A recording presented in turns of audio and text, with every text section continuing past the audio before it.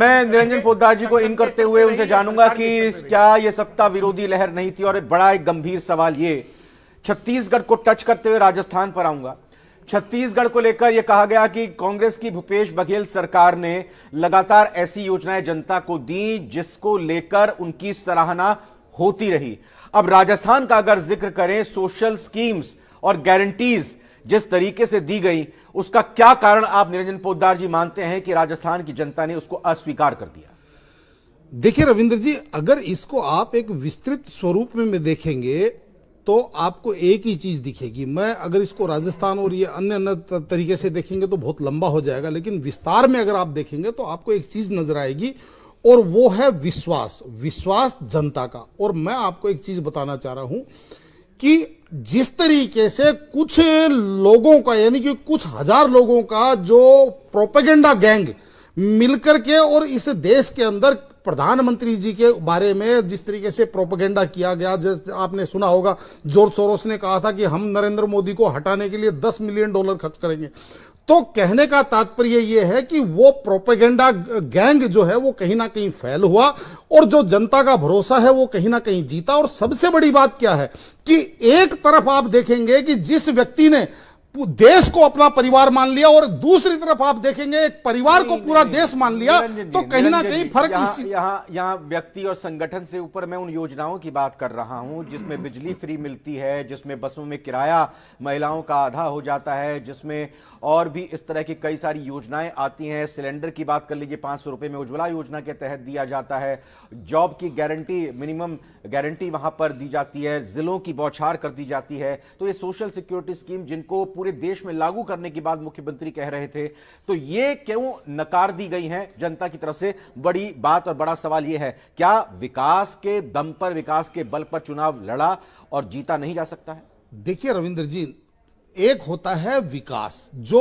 ढांचागत विकास, सांस्कृतिक विकास, और जिस तरीके से विकास होता है तो होता हुआ विकास दिखता है। एक होती है घोषणाएं, यानी कि लालच और ललचाना, यानी कि लालच देना। और दूसरी तरफ आपको मैं बताऊं, प्रधानमंत्री जी ने जिस तरीके से जनता के मन में एक भरोसा उत्पन्न किया है कि हमें इस देश को विश्व की महाशक्ति बनाना है। जैसे अभी आपने सुना होगा उनके उद्बोधन में उन्होंने कहा कि हमें महाशक्ति बनाने के तरफ आगे बढ़ना है, हमें देश को, हमारे भारत को विश्व की 1 नंबर की अर्थव्यवस्था पे लेके जाना। तो कहने का तात्पर्य यह है कि जनता ने इस चीज पे भरोसा किया है कि हमारे बच्चों का भविष्य कम से कम ऐसा हो कि उनको कम से कम एक विकसित राष्ट्र के अंदर उनकी आंख खुले, उनको कहीं।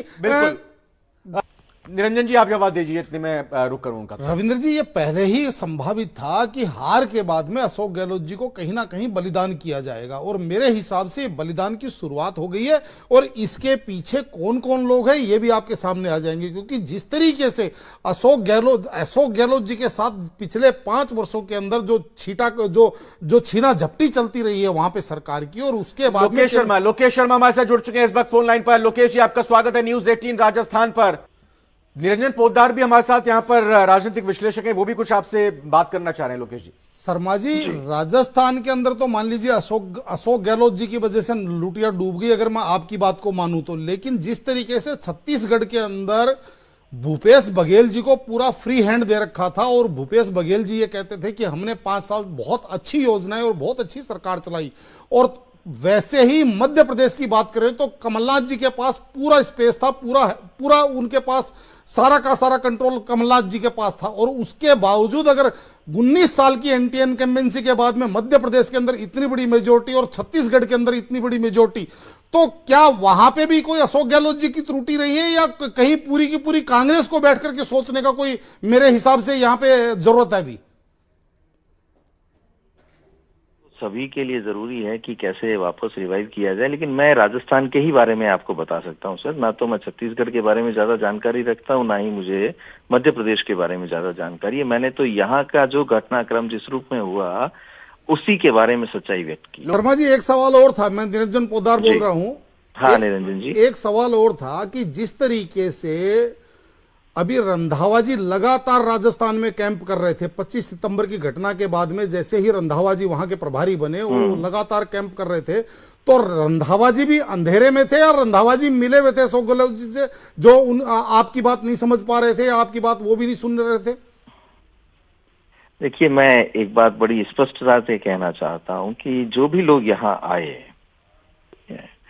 उनको किसी को भी उस रूप में यहाँ मुझे लगता है पूरी तरह से काम नहीं करने दिया गया होगा, ऐसा मुझे लगता है। क्योंकि यहाँ सिर्फ और सिर्फ मुख्यमंत्री जी ने ही अपने निर्णय किए, अपने अनुसार ही सारे इस सिस्टम को चलाया, कैंपेन किया। नहीं, लेकिन तो लोकेश जी, ये चीज आपने कहाँ कोई केंद्रीय नेतृत्व के पास या कहीं बाकी जगह आपने ये चीज कहीं आगे बढ़ाने की कोशिश नहीं की जब आपकी बात नहीं सुनी जा रही थी तब? नहीं, मैंने तो रंधावा जी को भी कह दिया था कि चुनाव हार रहे हैं हम, बड़े स्पष्ट रूप से मैंने उन्हें कहा दिया था। तो इसका मतलब रंधावा जी भी मिले हुए थे, इसका मतलब वो भी आपकी बात नहीं सुने? इसे मिला हुआ नहीं कह सकते। मैंने कहा ना कि आलाकमान है, और इसका मतलब लोकेश जी एक उत्सुकता और है आपसे जानने की कि अब आपकी बात, क्या आलाकमान अब आपकी बात के ऊपर भरोसा कर रहा है कि उस टाइम उनको अशोक गहलोत जी को फ्री हैंड देकर के आलाकमान ने गलती करी? ये आलाकमान को तय करना है कि वो भरोसा करेंगे या नहीं करेंगे। कोई बातचीत हुई आज का रिजल्ट आने के बाद में आलाकमान में किसी से? मेरी अभी किसी से बातचीत नहीं हुई। देखिए रविंद्र जी, हमारे यहाँ कहा जाता है कि जीत के 100 मालिक होते हैं लेकिन हार का कोई मालिक नहीं होता। और जिस तरीके से अभी राजस्थान के अंदर, मैं बार बार कह रहा हूं कि अशोक गहलोत जी ने बहुत जम के चुनाव लड़ा, बहुत शानदार चुनाव लड़ा, बहुत कांटे का चुनाव लड़ा। मेरे हिसाब से के मेहमान है हमारे साथ जी, मेरे हिसाब से ये जो हार थी, ये कांग्रेस की नीतियों की हार थी। ये जो हार थी कांग्रेस की विश्वसनीयता की हार थी। ये कांग्रेस के केंद्रीय नेतृत्व की हार थी और भारतीय जनता पार्टी के केंद्रीय नेतृत्व की जीत थी। और मेरा ये मानना है कि अब अगर ये ब्लेम गेम होता है तो कहीं ना कहीं युग का अंत माने क्या? देखिए, निश्चित रूप से मैंने आपको पहले ही कह दिया था कि अगर ये चुनाव कांग्रेस हारती है तो अब आप ये मान के चलिए कि राजस्थान कांग्रेस से अशोक गहलोत जी का युग समाप्ति की ओर है। बहुत बहुत धन्यवाद निरंजन पोद्दार जी, बहुत बहुत शुक्रिया आपका। राकेश गोयल जी और जो मेहमान हमारे साथ जयपुर से जुड़े उनका भी शुक्रिया करना चाहेंगे।